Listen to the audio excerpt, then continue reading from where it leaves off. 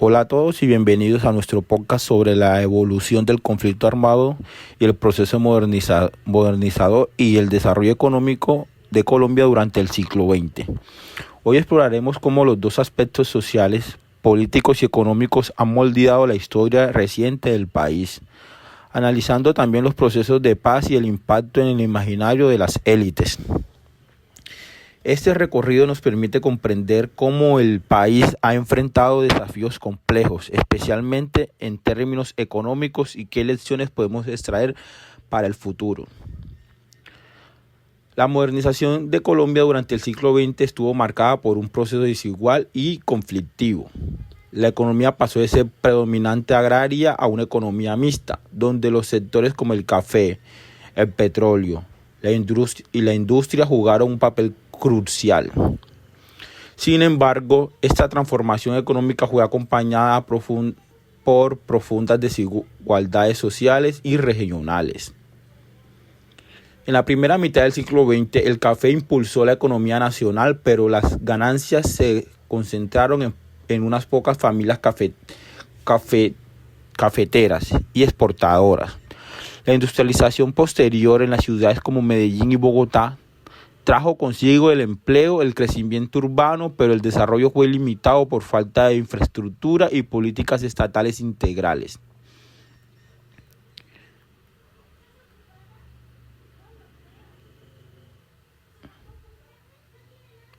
Durante la década de 1960 y 1970, el Estado promovió la sustitución de importaciones, impulsando la industria locales. Sin embargo, las políticas de apertura económica de los años 90 generaron retos para los sectores industriales no competitivos y llevaron una mayoría de dependencia de las exportaciones primarias. El conflicto armado estuvo vinculado también a la economía. La tenencia de la tierra, el control territorial y el narcotráfico afectaron profundamente la producción agrícola y el desarrollo rural. Además, la violencia desplazó a millones de campesinos, afectando la economía rural y urbana. La Constitución de 1991 buscó transformar esta realidad como un Estado social de derecho que promoviera el desarrollo integral y la equidad económica. Aunque lograron avances, persistieron problemas estructurales como la informalidad laboral, la concentración de la tierra y la falta de inversión social. Una reflexión sobre el aporte y la deuda de la Constitución de 1991 representó un cambio trascendental en Colombia al establecer el Estado social de derecho y al ampliar el reconocimiento de los derechos fundamentales. Uno de estos aportes más significativos fue la creación de la acción de tutela, un mecanismo legal innovador que permita a cualquier ciudadano exigir la protección inmediata de sus derechos fundamentales cuando son vulnerados o amenazados. Este recurso ha fortalecido el acceso a la justicia, especialmente la población vulnerable, y ha transformado la cultura jurídica del país al hacer efectivos los derechos como la salud, educación y el debido proceso. No obstante, el mecanismo ha revelado una de las principales deudas de la Constitución: la ineficacia estructural del Estado para garantizar estos derechos de manera integral. La tutela, pensada como un recurso excepcional, ha sido utilizada masivamente debido a la incapacidad del Estado para cumplir sus obligaciones constitucionales. Esto refleja un problema profundo en el acceso a servicios básicos, la corrupción administrativa y la falta de políticas públicas efectivas que garanticen los derechos de manera preventiva y no reactiva. En conclusión, la tutela es un símbolo de avance constitucional, pero también evidencia la deuda pendiente de un Estado que aún no ha logrado materializar plenamente los derechos prometidos por la Constitución de 1991. Ahora haremos una pequeña línea de tiempo frente a los hechos importantes, no los diremos todos, pero sí importantes, que nos parece resaltar aquí con una línea de tiempo, y es como primer hecho, en 1966, la formación de las FARC, la Fuerza Armada Revolucionaria de Colombia. En este año se constituyó un grupo guerrillero marxista-leninista centrado en el territorio rural, en la lucha contra el Estado colombiano. Tenemos que recordar que en esta época estábamos en en la Guerra Fría, todo esto de la Unión Soviética, y mucho de ese pensamiento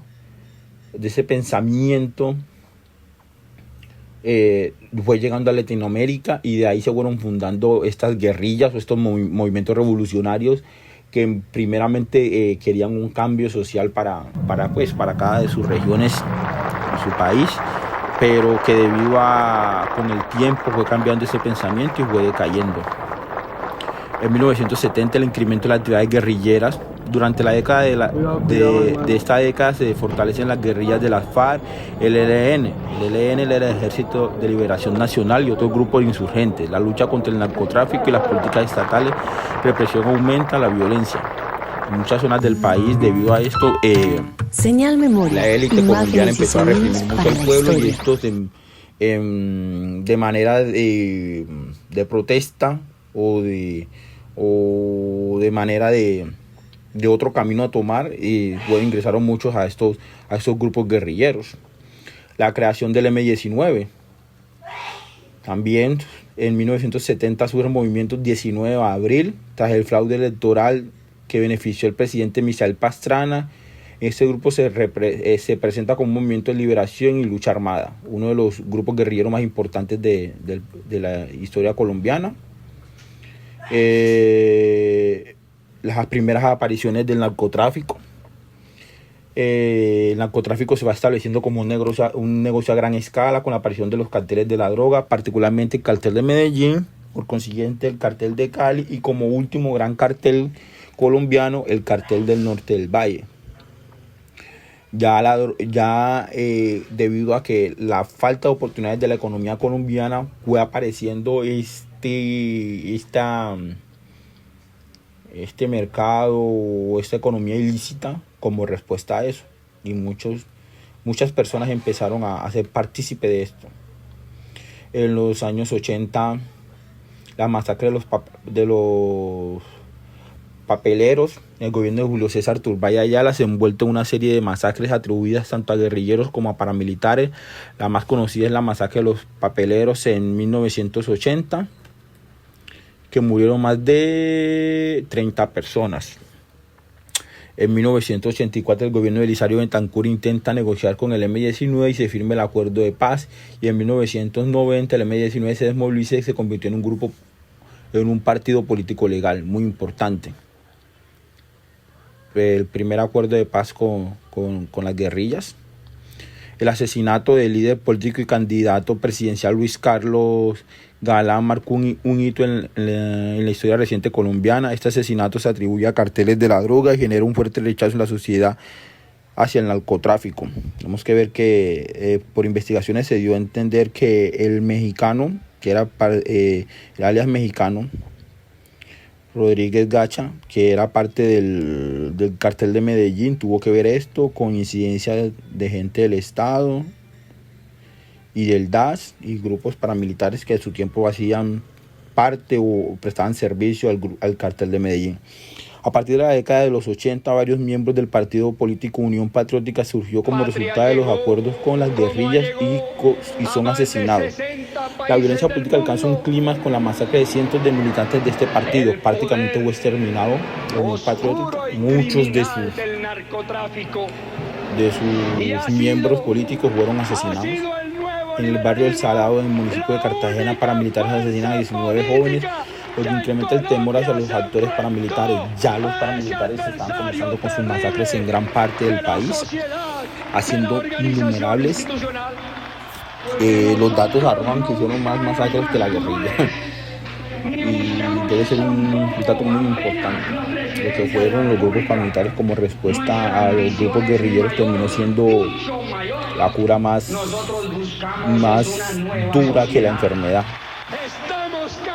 Los grupos paramilitares comienzan a surgir como respuesta a la insurgencia de la guerrilla, que se consolidan como actores clave en el conflicto armado, especial en la creación de grupos de autodefensa unidas de Colombia, que fue la AUC, el mando de los hermanos Castaño y muchos terratenientes y narcotraficantes de la historia.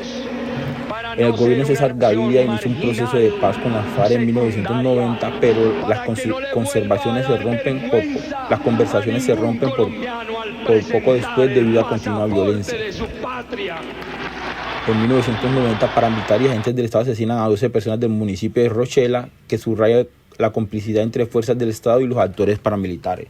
Le dijeron, estos grupos paramilitares surgieron o tuvieron mucho poder gracias a la complicidad que tuvieron con muchos actores del Estado. En abril de 1990, el líder del M-19, Carlos Pizarro, es asesinado en plena campaña presidencial, lo que debilita el acuerdo de paz y genera más desconfianza en el proceso. Fue creo que el tercer candidato presidencial asesinado. No estoy mal. Tercer o el cuarto candidato presidencial asesinado.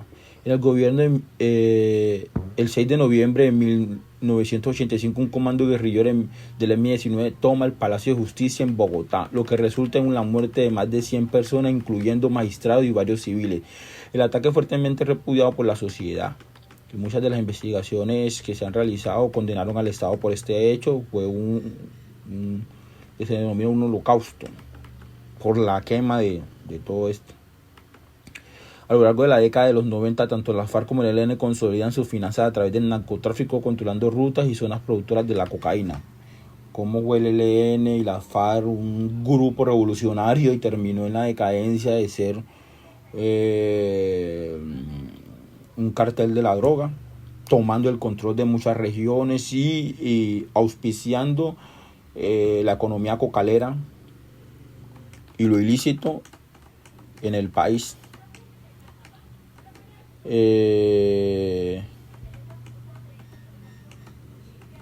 A pesar de los intentos de negociación con el ELN, el grupo guerrillero mantiene lucha armada contra el Estado durante la década de los 90 sin llegar a un acuerdo definitivo, que ha sido el grupo más,